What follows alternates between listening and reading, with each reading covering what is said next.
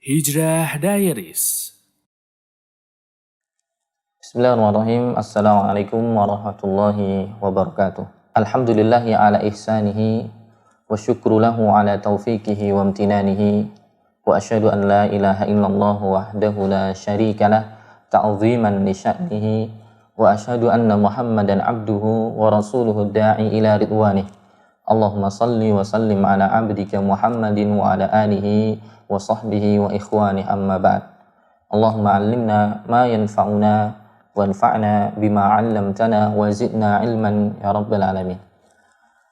Sahabat hijrah yang saya muliakan, kaum muslimin rahimani wa rahimakumullah jami'an, berbahagia sekali, bergembira sekali kita pada kesempatan kali ini akan melanjutkan pembahasan dari kitab yang ditulis oleh guru kita atau ulama kita, beliau yang kita hormati Syekh Abdul Aziz Ibn Baz rahimahullahu ta'ala, yang mana pada kesempatan kali ini kita akan membahas tentang berkaitan dengan tauhid. Itu berkaitan dengan iman kepada Allah Subhanahu wa ta'ala, yang mana iman kita kepada Allah Subhanahu wa ta'ala nanti dibahas dalam pembahasan tauhid yang pembagiannya nanti akan terbagi 3. Sedangkan iman kepada Allah sendiri itu artinya apa? Artinya adalah al-i'tiqadul jazim bi annallaha rabbu kulli syai', yaitu ideologi, keyakinan kita dengan tegas bahwa Allah Subhanahu wa taala itu adalah Rabb segala sesuatu, Tuhannya segala sesuatu, wa malikuhu, dan juga raja dari raja di raja, raja segala sesuatu, wa annahul khaliqul mudabbir lil kauni kulli, dan dia adalah Allah Subhanahu wa taala yang Maha Pencipta yang mengatur seluruh alam semesta. Dialah zat yang berhak untuk diibadahi, tidak ada sekutu baginya. Wa anna kulla ma'budin siwahu fa huwa batil, dan setiap apa saja yang disembah selain Allah Subhanahu wa taala, entah semulia-mulianya apa itu, entah malaikat, nabi, rasul, atau tempat-tempat keramat, semuanya adalah hal-hal yang batil. Sebagaimana ibadah yang dilakukan oleh orang-orang tersebut untuk selain Allah juga adalah ibadah yang batil. Dan Allah Subhanahu wa taala muttasifun bi sifatil kamal. Allah Subhanahu wa taala disifati dengan sifat-sifat yang penuh kesempurnaan, wa nu'util jalal, dan dengan karakteristik yang mulia. Munazzahun an kulli naqsin wa aibin, dan Allah jauh dari sifat kurang, sifat aib atau kekurangan-kekurangan yang lain. Allah jauh dari itu. Allah penuh dengan kesempurnaan. Nah, dari sini kemudian kita pahami bahwa tauhid itu terbagi 3, yaitu tauhid ar-rububiyah, kemudian tauhid al-uluhiyah atau tauhidul ibadah, yang ketiga tauhidul asma was sifat. Itu kita ambil dari pengertian tadi iman kepada Allah Subhanahu wa taala. Mungkin sebagian kawan-kawan akan bertanya, kenapa sih tauhidnya dibagi 3? Rububiyah, uluhiyah, dan asma wa sifat. Pembagian ini atau taksim ini bukanlah pembagian yang tidak mendasar. Ada argumen yang nyata, argumennya kita ambil dari Al-Quran. Dalil paling mudah adalah surah Al-Fatihah. Kita membaca Alhamdulillah ya Rabbil Alamin. Kata Rabb, para ulama menyimpulkan dari situlah kemudian masuk pada kategori pembahasan tauhid rububiyah. Kemudian Ar-Rahman, Ar-Rahim. Nah, dari sini Allah punya nama Ar-Rahman, Ar-Rahim, kemudian Malik, Yaumiddin. Oh, namanya beda-beda. Oh, berarti ini berkaitan dengan nama-nama dan sifat-sifat Allah Subhanahu wa taala. Ini masuk kategori tauhid al-asma wa sifat.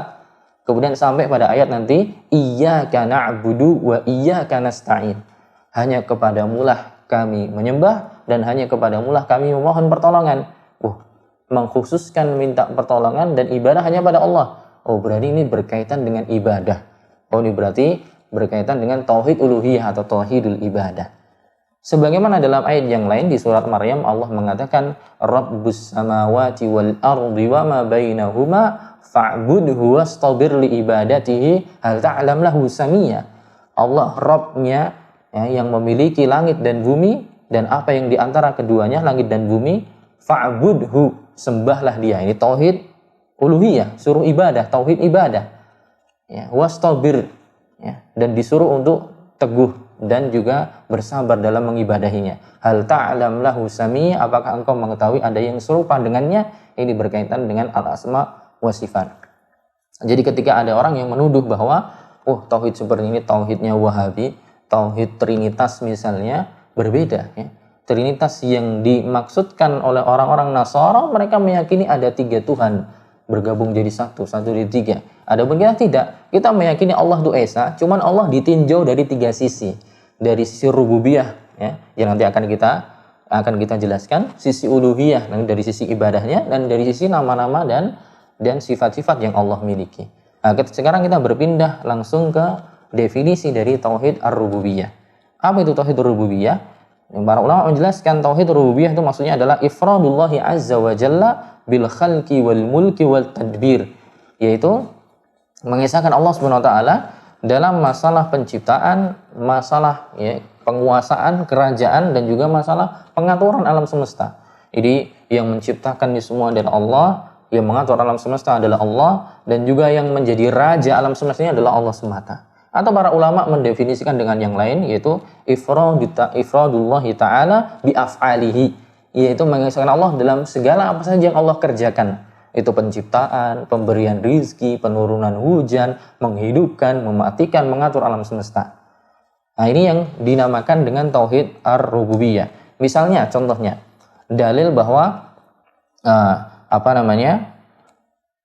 yang mampu menciptakan segalanya ini hanyalah Allah semata, seperti misalnya dalam surat Fatir ya, Allah mengatakan hal min khaliqin ghairullah yarzuqukum minas sama'i wal ard. Allah mempertanyakan ya, apakah ada pencipta selain Allah yang mampu memberikan rizki kepada kalian, rizki dari langit dan dari bumi? Tentu tidak ada yang bisa menjawab ya, kecuali semua menjawab bahwa itu semua yang melakukan adalah Allah Subhanahu wa taala. Atau seperti misalnya mengesahkan Allah dalam masalah kepemilikan atau kerajaan. Misalnya Allah mengatakan dalam surat Al-Fatah, walillahi mulkus samawati wal ard, dan milik Allah kerajaan seluruh langit dan bumi. Intinya ya, mengesahkan Allah dalam segala bentuk hal yang dilakukan oleh Allah, penciptaan, pemberian rizki, mengatur alam semesta, menghidupkan, mematikan. Ini dibahas namanya dalam bagian tauhid ar-rububiyah. Wa hadzal qismu minat tauhid ya, lam yu'arid fihi al-musyrikun. Masalah tauhid ini, tauhid rububiyah ini, mayoritas orang musyrik di masa Nabi SAW tidak membantahnya. Alias secara fitrah mereka mengakui bahwa yang menciptakan, yang ngasih rizki itu semuanya adalah Allah Subhanahu wa taala.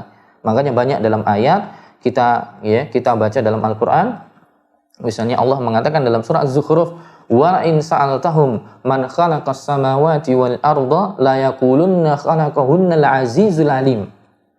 Wahai Muhammad, kalau kamu mencoba bertanya kepada mereka, para orang-orang musyrik, coba tanyakan, siapakah yang menciptakan seluruh langit dan bumi? La yaqulunna, sungguh mereka akan menjawab. Di sini Allah SWT dalam Al-Qur'an menggunakan beberapa komponen untuk penegasan. Ada tuh taukid, pakai lam taukid, pakai nun taukid, bahkan nun taukid yang sakilah, la yakulunna, sungguh mereka akan mengatakan yang menciptakan itu semuanya adalah Allah Subhanahu wa taala yang Al-Azizul Alim, yang Maha Perkasa lagi Maha Mengetahui. Jadi dalam masalah tauhid rububiyah ini tidak ada yang mengingkarinya di masa orang-orang musyrik di masa Nabi SAW. Bahkan mungkin di zaman sekarang pun sama, mereka mengakui bahwa Allah yang menciptakan. Kecuali beberapa orang yang mereka mengingkari rububiyah. Contohnya orang Majusi. Orang Majusi mengakui ya, ada yang menciptakan kebaikan adalah cahaya, api, yang menciptakan keburukan adalah kegelapan. Atau beberapa orang yang mengaku dirinya sebagai Rob, seperti Musa. Dia mengatakan, ana rabbukumul a'la. Atau Namrud, ya, ketika berdebat dengan Nabi Ibrahim alaihissalam, qala ana uhyi wa umit, saya juga bisa menghidupkan dan mematikan. Cuma segelintir orang saja, tapi mayoritas mereka mengakui masalah tauhid rububiyah. Dan ini bukan tempat Rasul berdakwah. Rasul berdakwah nanti diutus mereka untuk membenahi masalah uluhiyah, yaitu masalah ibadah. Nah, kita akan berpindah ke pembagian yang kedua, yaitu tauhid al-uluhiyah. yaitu pengesaan Allah Subhanahu wa taala dalam sisi uluhiyah. Atau nama lainnya para ulama memberikan nama tauhidul ibadah, itu tauhid berkaitan dengan ibadah.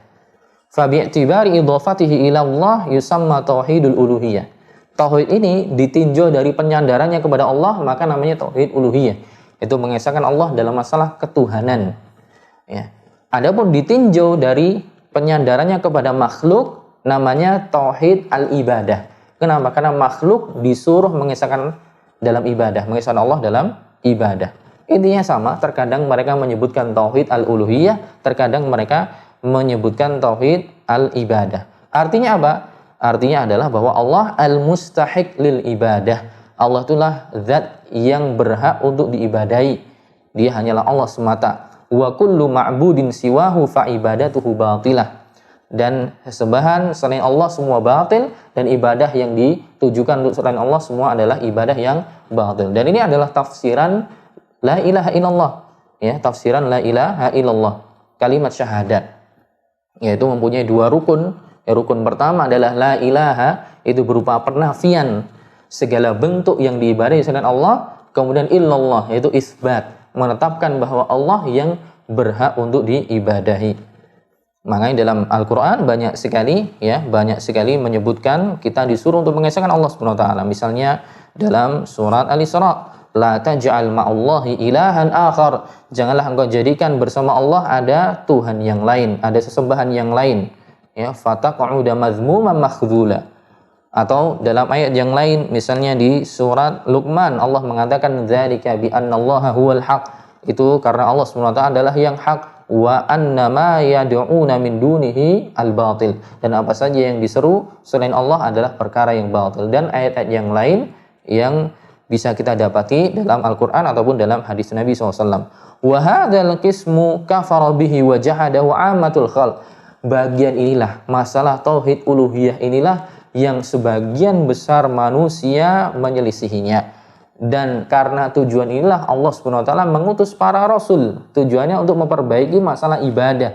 Makanya Allah mengatakan di surat Al-Anbiya, "Wa ma arsalna min qablika mir rasulin illa nuhi ilaihi annahu la ilaha illa ana fa'budun." Wahai Muhammad, dan tidaklah kami utus sebelum kamu dari kalangan para rasul kecuali kami wahyukan kepada mereka bahwa tidak ada la ilaha, tidak ada sembahan yang berhak disembah illa ana, kecuali aku, yaitu Allah Subhanahu wa taala, fa'budun, maka sembahlah diriku. Sebagaimana dalam ayat yang lain Allah juga mengatakan bahwa setiap umat itu punya nabi, setiap umat itu punya rasul, dan setiap nabi dan rasul yang diutus untuk umat tadi menyeru kepada tauhid. Allah mengatakan dalam Al-Qur'an, wa laqad ba'atsna likulli ummatin rasula ani'budullaha wajtanibut taghut. Dan telah kami utus pada setiap umat itu ada rasulnya, semuanya mengatakan ubudullah, sembahlah Allah dan jauhilah taghut. Itu pembagian tauhid yang kedua. Pembagian tauhid yang ketiga adalah tauhidul asma was sifat, yaitu tauhid mengesahkan Allah dalam nama-nama dan sifat-sifatnya.